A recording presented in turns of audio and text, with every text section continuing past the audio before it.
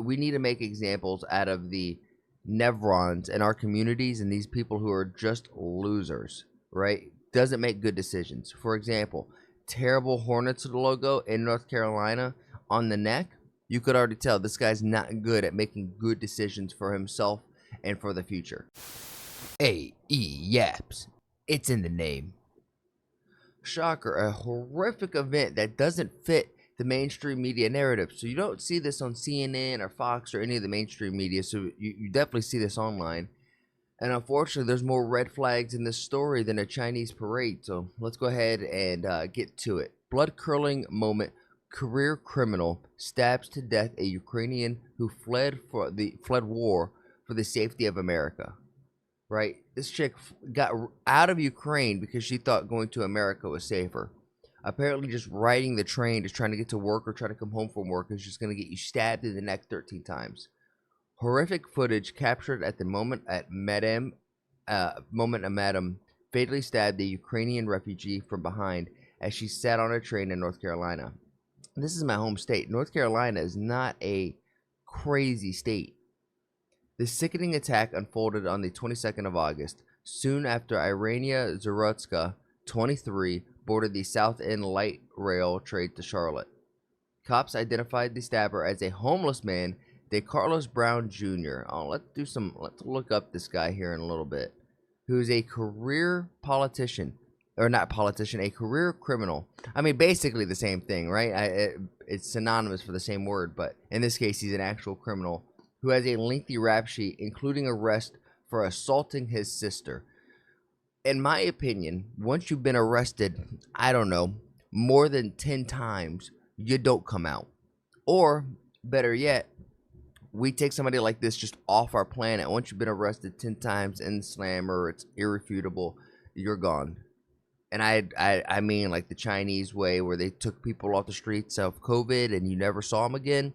We should clean the streets of people like this so we never have to deal with them again, legitimately.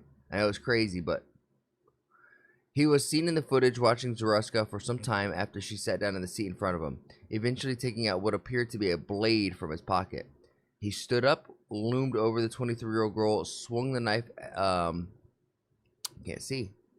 swung the knife as she sat there on the phone.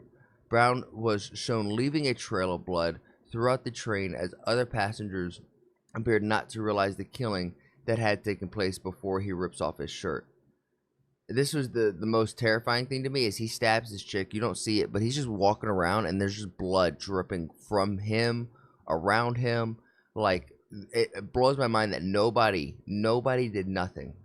Which, if you don't have a gun on you, I would not recommend getting into a knife fight without a gun, right? Like, or a bigger sword. I've seen a lot of anime. It's real hard to take on a knife with just hands. The heartbroken family said on a GoFundMe page that she had only arrived in the U.S. in 2022, seeking safety from the war in her home country and hoping for a new beginning, they were saying. And this chick's beautiful. Like, she's a beautiful girl. Brown, who is revealed as a career criminal who has spent most of his life in and out of prison. Like, this guy is not going to be a benefit to society. Keep him in there. Keep him in there. Like, look at this face. There's no soul left in this face. He was released without bail. Without bail and a trial pending with his alleged stabbing observer. So he's been released and is pending trial. Yeah, like he's actually gonna show up to court. This is what I mean. Like, this person should just be, I don't want to say painfully, but as painfully taken out as possible because of the pain that he's put into this world. He should receive as he's leaving this world. Brown served 5 years in prison in 2014 for armed robbery. Wow. And was released in 2020. In February 2021, wow, Brown was arrested for assaulting his sister. In the same month, he was arrested in jury for personal property and trespassing. So this guy is just no good. A police report from the incident said that Brown returned to the address after being told he was not allowed back and kicked and damaged the front door and listed the victim's residence. Man, this guy is he's just real calm and composed. You know, this is supposed to be our next doctor, I thought. In July 22nd, Brown was arrested for a domestic disturbance. DeCarlos Brown spent most of his life in and out of prison. served 5 years from 2014 armed robbery and was released in 2020. We read that. And these are the moments. These are the moments. The sickening stabbing unfolded on the 22nd as she boarded the train. Brown was seen in the footage just watching her for some time. And this is what I was talking about. You could just see trails of what looks like little specks of blood as he's walking through. And you got like college bros here. It looks like nobody was able to save this girl. Brown, who was arrested for disorderly conduct, the subject was yelling and cursing and causing a disturbance, drawing attention to multiple tenants while on the property, the police report read. Brown's arrests go back to 2007 when he was still a minor. So this guy's always been a problem. Over the last 7 years, he was arrested at least 6 times for crimes including felony, larceny, robbery with dangerous weapon, and communicating threats. According to the Charlotte Observer, from the most of the charges he faced during that time were dropped. We need to make examples out of the Nevrons in our communities and these people who are just losers, right? Doesn't make good decisions. For example, terrible Hornets logo in North Carolina on the neck. You could already tell this guy's not good at making good decisions for himself and for the future, right? When reached out for a comment, his district attorney's office told the Daily Mail it cannot speak about its defendants with a pending case. In broad terms, it remains the position that the district attorney's office should be held custody pending trial. Brown's latest alleged crime is his most serious. Yeah, it's straight up murder. And it's murder from a refugee who's seeking, who's seeking safety from a war-torn country. Right now, trust and confidence that we have, particularly between the South End and Uptown, are very fragile, he said. The story is heart-wrenching, and obviously what we're hearing is true. Clearly need to give the family answers. And more importantly, we need to give all the citizens who are riding the light rail a lot of confidence that you're going to be safe. Yeah, so this guy needs to be made an example of, and the most public kind of way. Zaraski's family called her death an irreparable loss on a GoFundMe page. And what's even more disgusting is on GoFundMe, somebody, and that dude from California, not even a family member, just some random libtard in California, set up a GoFundMe page for the actual killer, saying that, we're just being racist towards him. She had been hoping for a new beginning when she moved to America. I mean, this is truly just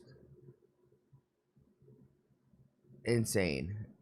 Absolutely insane. And there's just so much. So much. Imagine just being a working class white girl, just trying to make it. You are likely tired as hell after work, putting up with shitty customers all day. What are you, at the strip club?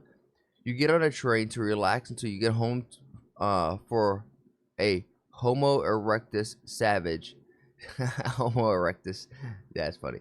To stab you in the neck simply for being white. We can't make this a race crime. Don't make this a race crime. This is just one human senselessly attacking another human.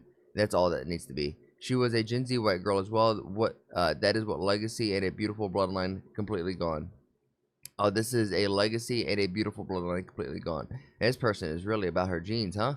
Her chances of being a mom and having a family is gone. Her family is devastated, not to mention they had to escape a fucking war zone now to only deal with this. If you're a Gen Z white male, you are likely to grow up your entire life seeing and hearing about this shit. I know because I'm in the same boat as you. I'm done talking about this shit. I want blood. I know you do too. My heart aches every time I see this shit happens, and sorrow quickly is replaced with malice and hate and its justifiable conditions.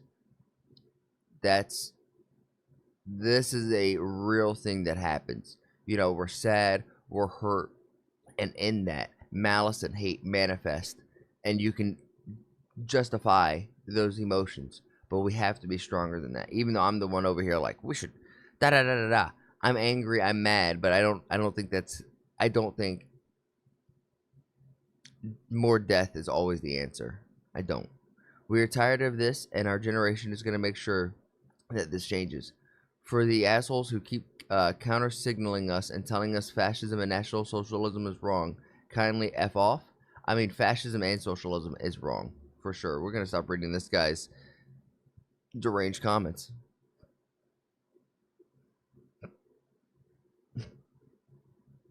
America's problem. Huh. Guns? Nah. The iceberg goes deeper than that, right?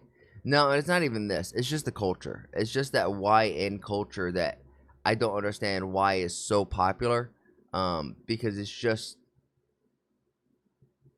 chaotic and cause more more frustrations, more divisiveness than it's worth. One man stabs a woman to death on a train. Another man stops someone who is scaring people on the subway. Democrats seem angry about the second one. Yeah, people are mad that this guy choked him out and wound up killing him, even though this guy was not the best human. And nobody is speaking on how this guy is just an utter monster.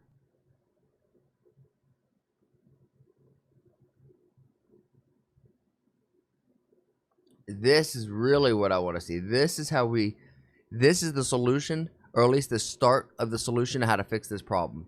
Representative Randy Fine will introduce legislation to hold judges accountable when violent repeat offenders they release commit new crimes following the murder of Irania Zarotska in Charlotte. I mean, this guy's gotten in jail, has 1, 2, 3, 4, 5, 6, 7, 8, 9, 10, 11, 12, 13, 14 different arrests. Absolutely, the judges need to be in court as well. In his statement, he said those 12 plus judges who released a Carlos Brown Jr. should have their day in court too. We need honest judges to prosecute all of the corrupt ones. All the judges that let these types of criminals live as free men and women must be held accountable. 1,000,000% agree with this. This is a beautiful thing. And I've even heard that the mayor of Charlotte is actually on the run. She doesn't want to have to face with this. Magistrate Judge Teresa Stokes freed De Carlos Brown on the 14th criminal the 14th time, who went to butcher. Wow. Okay. This is not a side job. It's built-in conflict of interest. The courts feed violent offenders into programs that people like Stokes help run. The softer the judge, the fuller the clinic. It creates an incentive to release dangerous criminals back into the public because of their failures to become businesses. When the same judge who decides whether a career criminal stays in prison also profits from the industry of rehabilitation, justice no longer exists. It just becomes a racket.